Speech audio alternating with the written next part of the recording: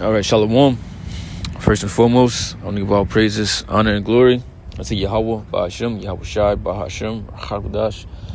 Double honors unto the apostles and the elders of the great millstone. Peace and salutation to the Akim, to the elect that are scattered throughout the four corners of the earth, pushing this truth out in faith and sincerity. I'm the brother Shamala from the GMS Houston camp. And this lesson is going to be entitled somewhere along the lines of Predestined to Be Glorified. All right, or it all boils down, to predestination. Because all of this, that we came into was already decided, before, the Most High even created all of this, right? Or used Yahweh Shai to create all of this. Us, coming into this truth, coming back into our heritage, being on the streets preaching, this was already decided, before, but the ones who are going to be, chosen, unto salvation, that was decided as well. The ones who are going to be fully, covered by, the blood of his son, Yahweh Shai. All right, which we hope to be of that number. We hope to be covered by that blood, right? Because that's what we're going to need in the last days to come. All right, in the troubling times that are coming upon the planet Earth. All right, we will only be able to get through that through Yahweh Shai. Okay, but it's specific spirits, specific souls, that were chosen, unto that lot. All right, and they were the ones that are, that are predestined. All right, and they're the ones who, is going to be, going to receive, the kingdom. Okay, and be joint heirs, with the Yahweh Shai. All right, which, those people are Israelites. All right, which are the Negroes, Latinos, Native Americans. Okay, and it's going, like I said, it's going to be the chosen of them. And everything boils down onto predestination. Everything is already decided, and we are playing out our lots. Okay, but I'm going to start here in Ephesians, 1 verse 3. It says, "Blessed be the power and Father of our Lord Yahweh Shai, who have blessed us with all spiritual blessings in heavenly places in Yahweh Shai." So all of the gifts and the spiritual things and the spiritual blessings, that we receive, right, come straight from the heavens. And it's all because of, our Lord Yahweh Shai and the sacrifice that he made. Okay, and without Yahweh Shai, all right, none of this would be possible. None of the things that we have, none of the gifts that we have would be possible. Without him, we would be able to do anything. This is John 15:1. It says, "I am the true vine, and my Father is the husbandman. Every branch in me that beareth not fruit, he taketh away." All right, I mean, somebody that is not producing or doing things that's conducive or, productive, for this ministry. All right, it basically taken out of the way. Okay, because it's, you're not useful. All right, it's like a dead branch. They remove it from a tree because that dead branch can be pulling down or preventing, that tree, from growing. All right, but it says, "In every branch that beareth fruit, he purged it, that it may bring forth more fruit." All right, and purge goes into trimming, and you do that so it can grow even more. All right, and that's what the Lord does, unto those, right, who really want to be here, who's really active in this thing, who's really, active, as far as, in their everyday lives in this, and, it's about this, and it's showing, all right, through obedience and how we carry ourselves in this world, all right, how we carry ourselves around people, okay, because it goes much deeper than just doing, showing yourself on camera, doing lessons, all right, because this got to be rooted in you, right, day in and day out, all right, and it's something that a lot of people, all right, don't understand, all right, they make it about the outer appearance, all right, or what people can see, all right, but the true thing that really matters, not saying those things don't matter, but it's the spirit that's within you, all right, how your spirit is, towards the Heavenly Father. All right, how did he view you? All right, what spirit are you walking in? Like,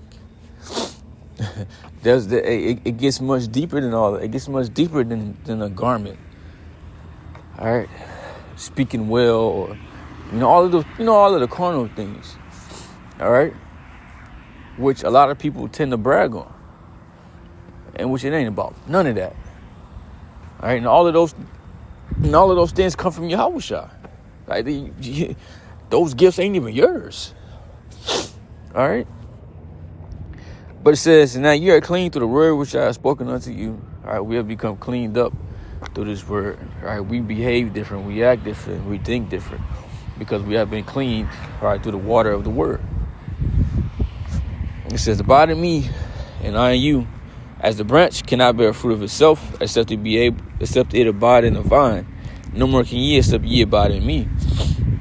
I am the vine, ye are the branches. He that abideth in me, and I in him, the same bringeth forth much fruit. For without me, ye can do nothing. So without Yahushua, we can do nothing.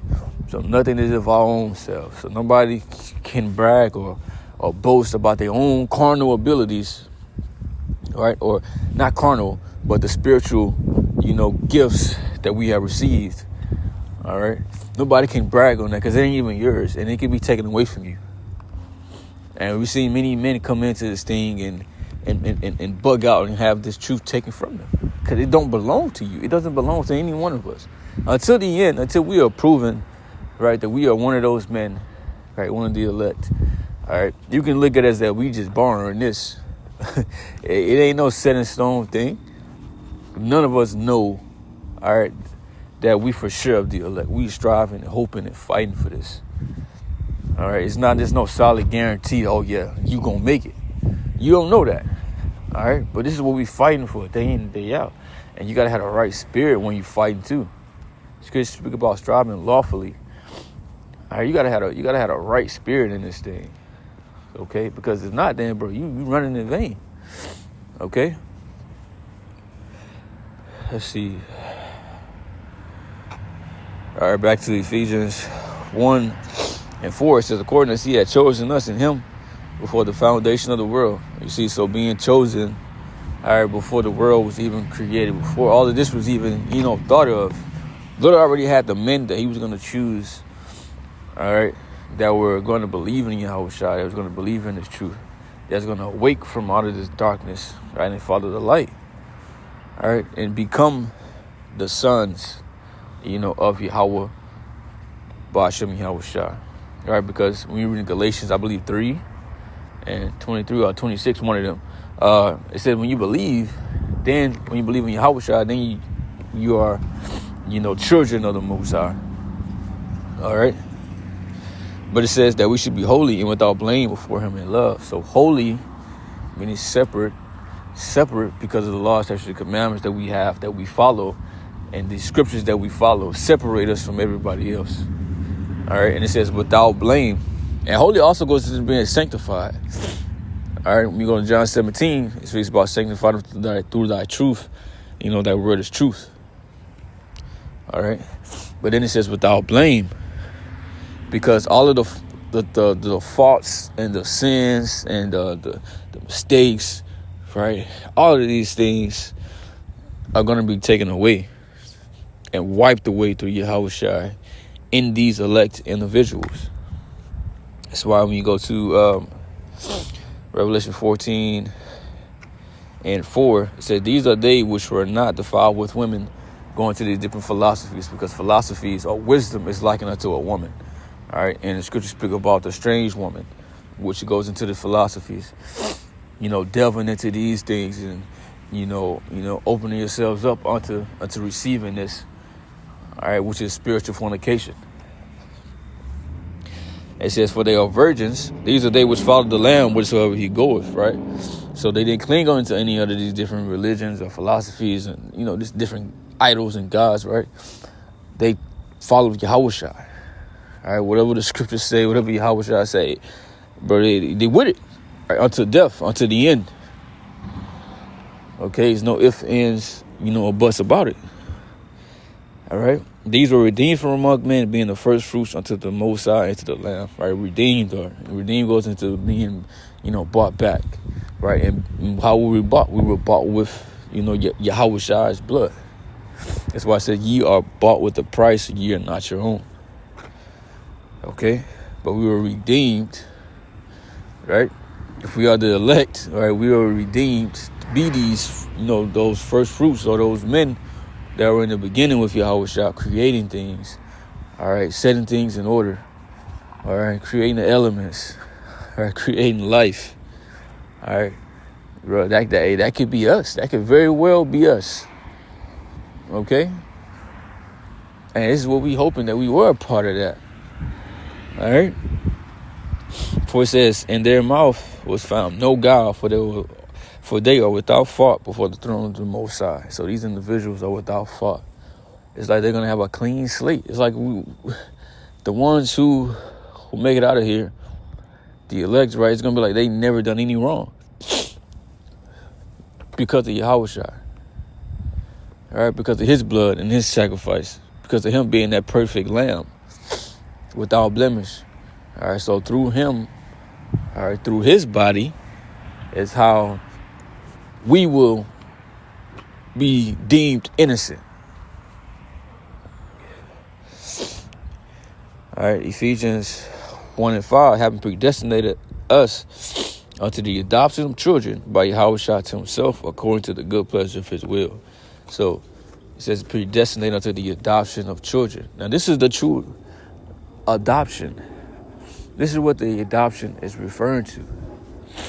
All right, because the adoption in the scriptures is not like the adoption, in this world, to where when you can just go get any kid, right, whose parents, have abandoned him or abandoned them, and you can just claim them as your own, even though they're not of your particular race or culture or, whatever, right? This is not what the Most High is doing. He's not doing that. He's choosing random nations.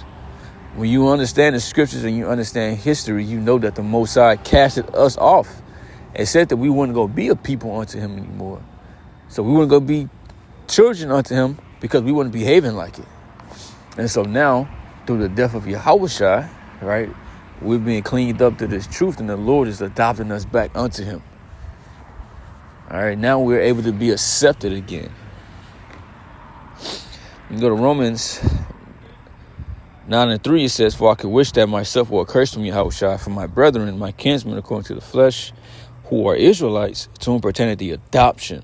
So the adoption belongs unto the Israelites. No other nation, point blank period. Even though our people are going to look like these different nations. They're going to come out from amongst these different nations. All right, because the spirit of an Israelite is within them. And their lines go back unto Abraham, Isaac, Jacob, right? One of the 12 tribes. Okay? It's not about the outer appearance. But it says in the glory and the covenants and the giving of the law and the service of the Most High and the promises, right? All these things pertain to the Israelites, whose are the fathers, and as whom concerning the flesh Yahushua came. So the Israelites are the main factor, right, in the scriptures. This is who the Most High is dealing with. This is who he's sending his son to save. This is who the promises are for. Okay? These are the main characters. All right? Which you have Jacob and Esau, which basically the two main characters. All right, but the Jacob, right, was referring to the Israelites. Is who was destined, the blessings and the promises and the kingdom of heaven. All right, the new covenant. All of these things belong unto us. All right, so when you see anywhere in the scriptures where it's referring to any type of heathen or any type of Gentile receiving the blessings, receiving the kingdom, right? The Holy Spirit coming upon, that's talking about Israel. That's an Israelite. All right, this is the mystery, all right, which everybody don't understand. All right. So let's see. Romans 8:30 said, moreover, whom he did predestinate, them he also called. All right, so we know that we called. All right, we know that we called because we are preaching this word, and we are doing the works.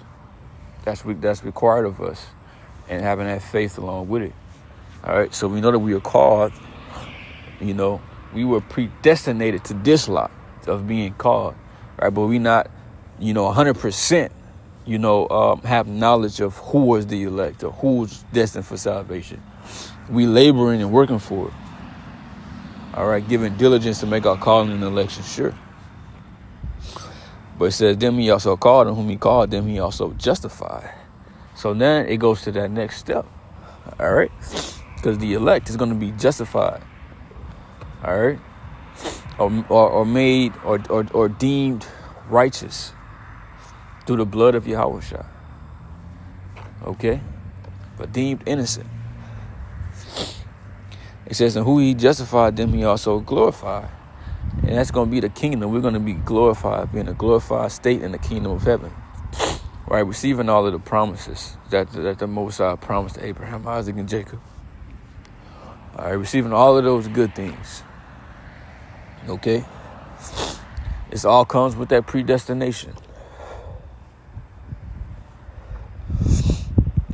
And it says, having predestinated us into the adoption of children by Yahweh to himself, according to the good pleasure of his will, to the praise of the glory of his grace, wherein he had made us accepted in the beloved. So we are made accepted in Yahweh.